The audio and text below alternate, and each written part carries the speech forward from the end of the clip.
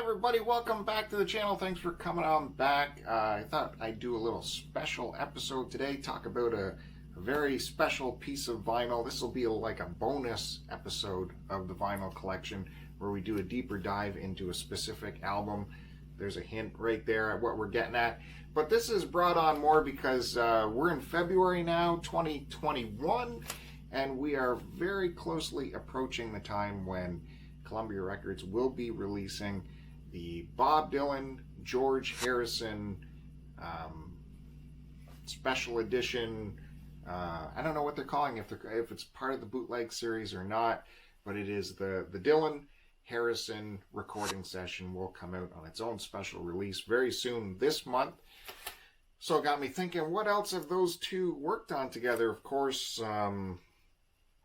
George appeared on If Not For You, and Traveling Wilburys, of course, massive success there. The 30th anniversary celebration. Those two have been hanging out together for a long time. Of course, a very special concert they pulled off together in 1971 was the very first, well, people say the very first high stakes, high caliber talent benefit concert to happen. But you know, Monterey Pop, that happened too beforehand, but people say this is the most all-star, very first all-star benefit concert.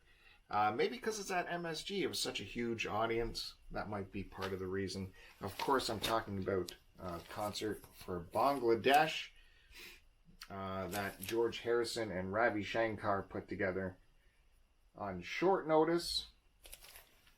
As the story goes, Ravi Shankar tells George Harrison about the plight of the Bangladesh, the Bengali people who are after a cyclone and civil war, Pakistan, East Pakistan, India. Millions of refugees are flooding. They are being flooded, actually. It's during the rainy season. It's turning into a massive humanitarian disaster. And Ravi Shankar, who hails from the region, turned to George Harrison. Is there something we can do? Ravi was actually going to do his own benefit concert. He was looking to raise around $25,000. And George said, hold my beer. So he gets on the phone, starts calling his buddies, and they think they can arrange something much, much bigger at a lot grander scale to get some much needed funds out to these people that are suffering so terribly. So Harrison even puts together a new single, and he announces the release of the single, and he says in 5 days there's going to be a concert also to celebrate. Well, not celebrate, to help out Bangladesh. The single is called Bangladesh, and it's going to be at Madison Square Garden. It's going to be filmed. It's going to have a record. It's going to make lots of money. It's going to have huge guests. It's going to be quite a feat. It's going to be something very special, which of course it turned out to be, but it could have been a huge disaster, as these things can be. You know, he gets on the phone, Badfinger, who's with Apple. He's calling up all of his buddies. He's got Leon Russell, Billy Preston. He wants Clapton involved. Clapton wanted to be involved, and Harrison surely wanted him, but maybe not necessarily, because Clapton had quite the heroin issue at the time. So they didn't, you know, Clapton's band was like, you know, George, maybe you'll get him here, but maybe there could be other problems. So that was an issue. George Harrison managed to book in Bob Dylan, but Bob Dylan hadn't appeared in front of an audience in like 5 years. This was part of, you know, post-motorcycle accident, basement tape era where he just kind of disappeared from the live stage. So Harrison wanted him, didn't know if he could get him. I think Bob made a soft commitment, we'll call it. So they had 5 days to get this together. Stephen Stills plays MSG 2 days before, and so all the lighting and stage equipment is there. So they made a little deal. Hey, why don't you just leave that stuff there and we'll just use it. Steven still says, sure, no problem. So that's how they get some recording equipment there. They have a couple of rehearsals. No Clapton at rehearsal. No Bob Dylan at rehearsal.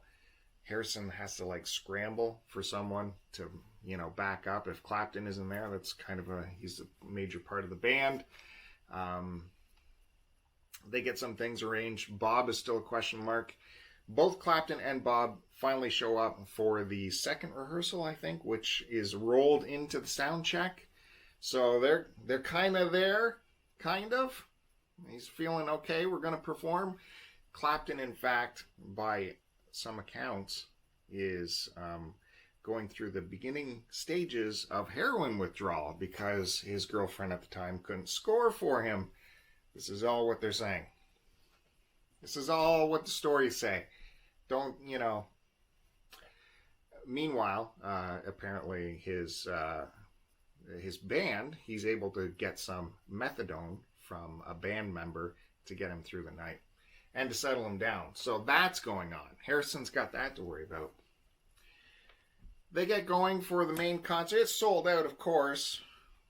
40,000 people for both shows. Show goes off amazingly well. Ringo's there. Ravi's there. Leon Russell, like I said. Billy Preston, the fifth Beatle. Badfinger, doing a great thing. George gets back up to do his set. Of course, he's playing Harrison hits and Beatles hits. And he looks down at his Fender where he has his the set list taped to his guitar. And Bob is next, and there's a question mark on it because no one was sure yet if Bob is actually going to make his appearance at that concert. Looks over, Bob is like, he's there. He's at the side of the stage, so that's a good sign. And he's warming up. He's okay, we're going for it. Bob comes out on stage. Great performance. Everyone is over the moon happy with how great it turns out. And that's the way the story goes. So, it is recorded. It is put out as a very special deluxe album, which we'll go through. We'll take a look at this. This is my personal copy I've had for a while. I was, I remember hunting for this back in the day, and it was quite an adventure trying to find one at a decent price. That's the original bag that was on there, so you get to see my original price paid. 25 big ones, which is a steal. Of course, because I want to keep the original bag, I got this huge poly bag on here. It's not often easy to find poly bags for these oversized deluxe packages, but I'll give you a little tip. I'll give you a free tip. If you are a record collector and you buy the vinyl sleeves, the poly bags, the vinyl sleeves for your records, the one big vinyl sleeve that holds all the sleeves, don't throw that out because it's good for oversized records. So I would use that for this.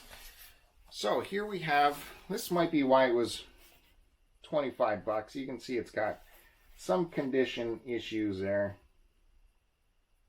If we'll, no, camera's saying, no, not going to focus. I don't want to show the condition issues because that's not what this is about. This is about the music. So you got a torn corner. Someone put tape on it. A little bit of tearing right there. That's okay. Otherwise, it has a nice texture, like a, I don't know, a nice cardboardy texture.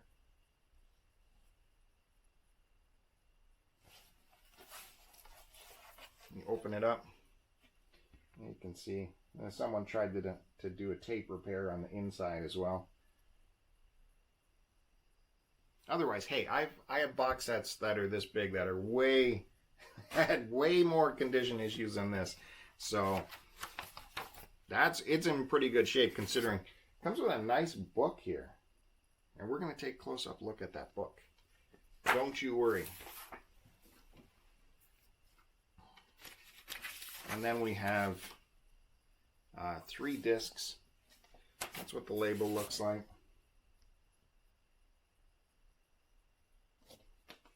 All 3 discs are the same kind of deal. Same label. Everyone gets recorded on here.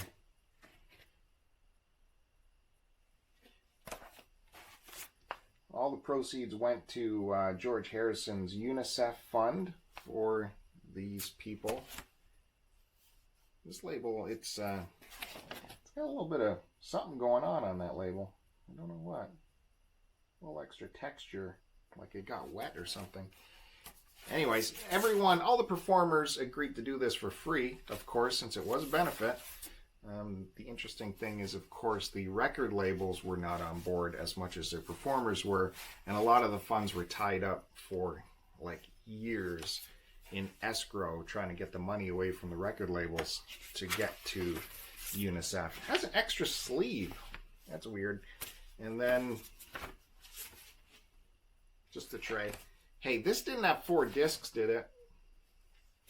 And I'm missing a disc. I'm just thinking now, was this a 4-disc record? Side 6, side 2, side 4. This will be quite a video of discovery if we discover it's missing a disc. I don't think so. I think I always remember this as a 3-disc release. There's the booklet. It's got a little bit of dirt or something on it right here, but that's okay. On the back side, you have some more nice artwork right there and a check.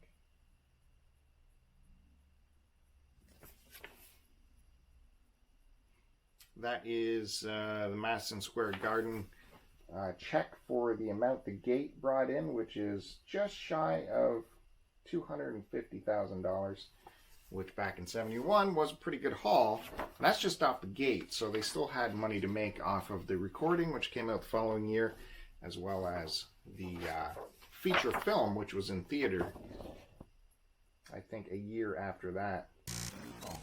Here we go. Like I said, you get a picture of the map. East Pakistan right there, that's where the issue was. The refugees were streaming into India. Here you get your write-up.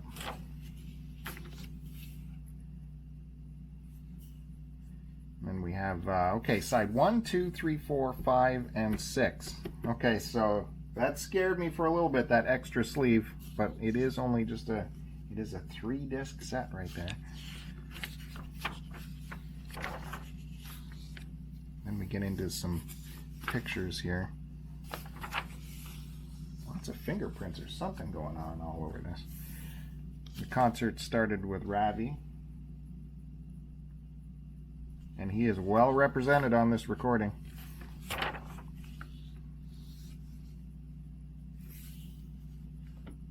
But, like, he is pretty incredible. There's no doubt that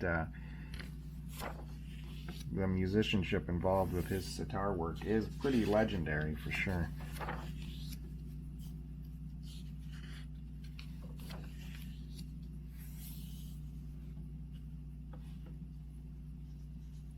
Well, he gets lots of photos here too. Ravi's a major part of this booklet. Well, I guess the concert wouldn't have happened without him, so it makes sense. Then we're include some of intermission here, so you get to see the plight of these people suffering in their exile. Here's George wailing out the wah-wah. Great suit.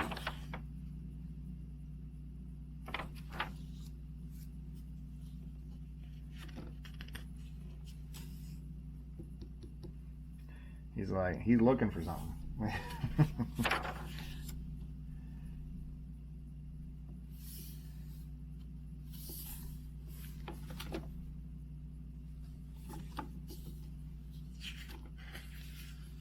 trying to check out George's Ace guitar strap there.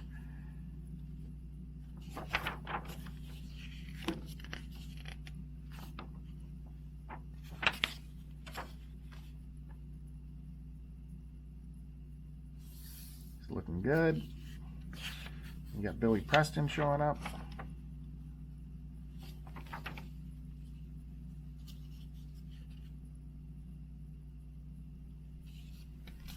It don't come easy. Ringo had a hit, which he's belting it out right there.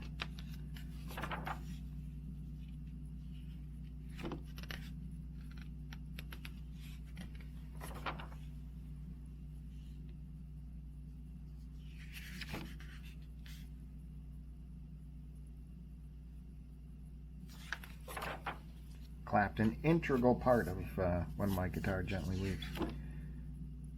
Preston comes on to do a Rolling Stones medley.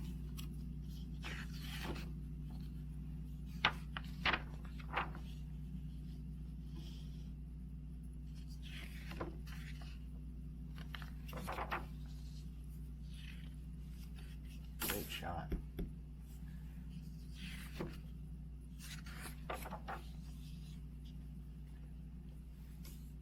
There's the man.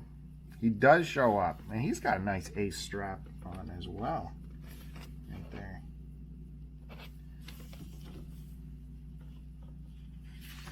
I'm always on the lookout for cheap vintage ace straps. I love them.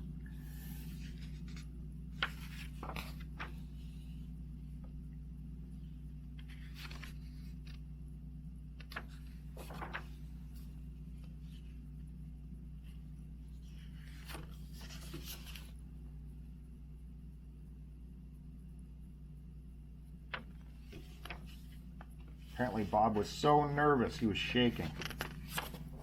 He's like, this is not my scene. George is, hey, it's not mine either. But you have more experience on stage than I do. Famous shot from Greatest Hits Volume 2, where they actually crop out George Harrison.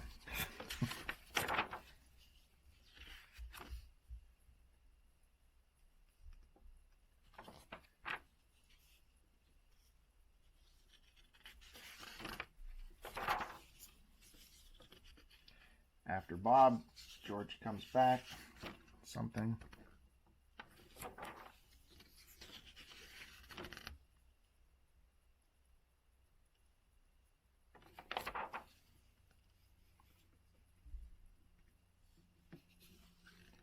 And there you get some more info on the concert, as well as the personnel involved,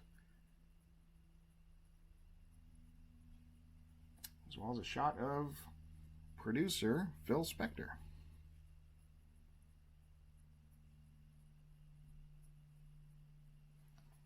It's probably packing heat right there. And that's it. That is the end of the booklet with the final shot of the gate receipts. So good. Well, that is it, guys. I hope you enjoyed this little special edition of live vinyl music. I don't know what else to call it.